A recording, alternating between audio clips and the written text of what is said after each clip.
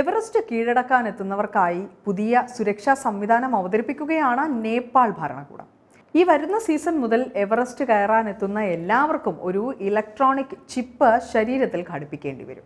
എവറസ്റ്റിൽ കയറാനെത്തുന്നവരെ track ചെയ്യാനും അപകടത്തിൽപ്പെടുകയാണെങ്കിൽ എളുപ്പത്തിൽ രക്ഷാപ്രവർത്തനം നടത്തുന്നതിനുമാണ് ഈ സംവിധാനം ഏർപ്പെടുത്തുന്നത്. ഇതുവരെ ഏകദേശം 300ഓളം സഞ്ചാരികളാണ് എവറസ്റ്റ് കീഴടക്കാനുള്ള ശ്രമത്തിനിടെ മരണത്തിന് കീഴടങ്ങിയത്.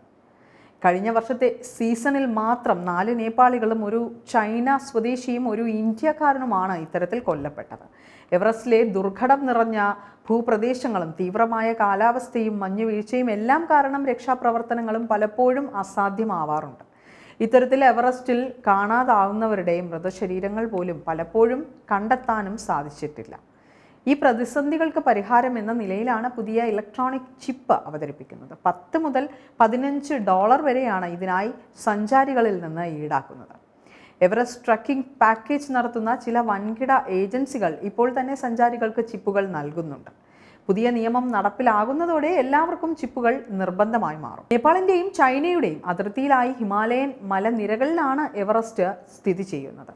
നേപ്പാളിൽ സാഗർമാത എന്നും ടിബറ്റിൽ ചോമോലുങ്മ എന്ന പേരിലുമാണ് അറിയപ്പെടുന്നത്.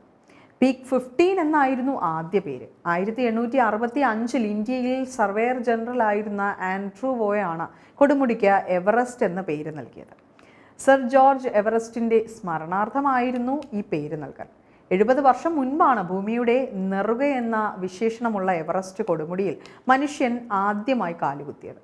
1953 മെയ് 29-നാണ് നേപ്പാൾ സ്വദേശി ടെൻസിംഗ് നോർഗയും ന്യൂസിലൻഡ് സ്വദേശിയായ എഡ്മണ്ട് ഹിലാരിയും ലോകത്തിലെ ഏറ്റവും ഉയരം കൂടിയ കൊടുമുടിയായ എവറസ്റ്റ് കീഴടക്കിയത്.